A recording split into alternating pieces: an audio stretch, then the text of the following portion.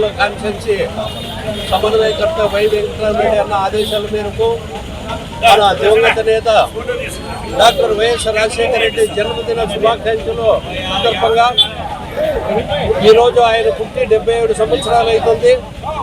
ఆ మహానేత మరణించి 16 సంవత్సరాలు అయినా కూడా ప్రజల్లో ఎక్కడ ఎనలేని విధంగా ఏ నాయకుడు భారతదేశంలో ఏ నాయకుడు గుర్తింపు లేని విధంగా మన దివంగత నేత రాజశేఖర రెడ్డి గారు ప్రతి ఒక్క గుండెలో నిలిచిపోయినాడని ఈ సందర్భంగా తెలియజేసుకుంటున్నాము.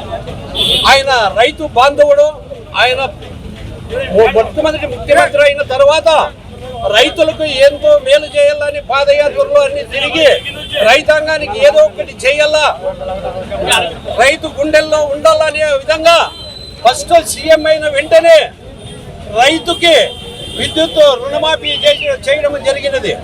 విద్యుత్ బకాయిలు పూర్తి రైతు 2 లక్షలు 3 లక్షలు 5 లక్షల వరకు ఊరుకు పోయి కట్టలేని పరిస్థితుల్లో ఉంటే రైతు ఇబ్బందులన్నీ తెలియజేసి ఆయన ఫస్ట్ సంతకము కరెంటు మాఫీ అని చెప్పి ఉచిత కరెంటు ఇస్తున్నానని చెప్పి ఆ రోజు ఆయన ప్రవేశపెట్టిన పథకానికి ఈ రోజు వరకు కొనసాగుతుంది. అదేవిధంగా ఆయన మరణం తర్వాత 16 సంవత్సరాలు అయింది. ఆయన కొడుకు తండ్రి అడుగుజాడలో నడచాలనే ఉద్దేశంతో ఎనలేని పథకాలన్నీ పెట్టి ప్రజల్లోకి తీసుకొని వచ్చి ముఖ్యమంత్రి అయినాడు. ముఖ్యమంత్రి అయిన తర్వాత 5 ఏళ్ళు ప్రజలకి సుభిక్షంగా ప్రతి ఒక్క నెల ఒక బటను నొక్కుతూ ప్రతి ఒక్క కులానికి ప్రతి ఒక్క దానికి విద్యకి వైద్యానికి ఎనలేని సేవ చేసిన ముఖ్యమంత్రి ఎవరన్నా ఉన్నారంటే మన మాజీ ముఖ్యమంత్రి జగన్మోహన్ రెడ్డి అని ఈ సందర్భంగా తెలియజేసుకుంటున్నాం. కూటమి ప్రభుత్వం అసత్య ఆరోపణలన్నీ చెప్పి ప్రజలను మభ్యపెట్టి అధికారంలోకి వచ్చినారు. కానీ వాళ్ళు ఏ ఒక్కటి నెరవేర్చలేని పాపానికి పోలేదు. వాళ్ళు ఏదో దందా చేసుకునేది, వాళ్ళ కార్యక్రమాలు చేసుకునేది తప్ప ప్రజలను పట్టించుకునే పాపాన ఏ నాయకుడు లేడని ఈ సందర్భంగా కూటమి ప్రభుత్వం విఫలమైందని చెప్తున్నాము. మరొక్కసారి ప్రజలు ఆలోచన చేయాలా. మన మాజీ ముఖ్యమంత్రి జగన్మోహన్ రెడ్డి మళ్ళా అధికారం చేపట్టాలంటే ఇంకా సమయం ఎక్కువ లేదు మిత్రమా. ఇంకా 3 సంవత్సరాలు ఉంది. ఈ 3 సంవత్సరాల్లో మన మాజీ ముఖ్యమంత్రి మళ్ళా ముఖ్యమంత్రిగా జగన్మోహన్ రెడ్డిని చేసుకుంటూ మన గుంటకల్లో వైవేరుని అత్యధిక మెజారిటీ గెలిపించుకొని మనము మళ్ళా ఎమ్మెల్యేగా అతని మినిస్టర్గా చూడాలని ఈ సందర్భంగా తెలియజేసుకుంటాం. కానీ ఈ రోజు కొన్ని పత్రికల్లో ఈ కాన్స్టిట్యున్సీ గుంటకల్ కాన్స్టిట్యున్సీ ఎవరు ఈ సమన్వయకర్త అంటున్నారు. నాతో ఎవిడెన్స్ ఉంది. మన కేంద్ర పార్టీ కార్యాలయం నుంచి మన వైవీఆర్ సమన్వయకర్తగా గుర్తింపు ఇచ్చినారు. కానీ అది జనాలు చూడలేదా? ఈ రోజు ఇంతమంది కార్యకర్తలు ఎవరు సమక్షంలో పనిచేస్తున్నారంటే వై వెంకటరామరెడ్డి సమన్వయకర్త సమక్షంలో పనిచేస్తున్నారు.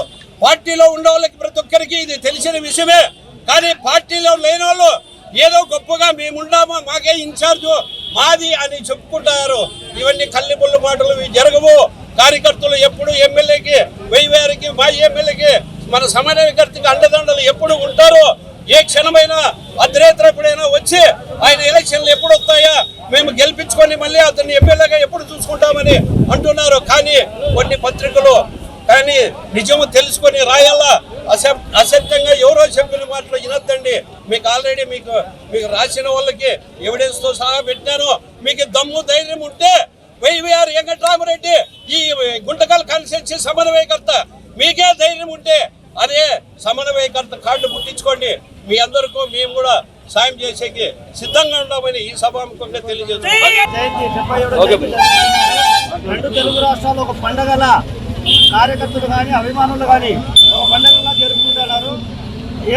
ఎవరో కొంతమంది విలేకరులు చెప్పినారంట సమన్వయకర్త లేడు అని. నాతోనే చెప్పినాడు జగన్ సార్. ఏం సార్ మా టికెట్ ఎవరికంటే మీ అన్న వెంకటరామరెడ్డి అన్నకి తప్ప నాయకారు ఎవరికి లేదు టికెట్. అవకాశం వస్తే మినిస్టర్ గారిని ఇస్తాను మీ అన్న గారికి. అది ఖచ్చితంగా మా నైతిక మొక్కల ముందరే నా ముందరే మా కార్యకర్తలు ఉన్నారు. 3 మండలాల నుంచి పోయినాను. దివంగత ముఖ్యమంత్రి రాజశేఖర రెడ్డి జయంతి ఉత్సవానికి వచ్చిన నాయకులకు, కార్యకర్తలకు, మీడియా మిత్రులకు అందరికీ ధన్యవాదాలు తెలుపుకుంటూ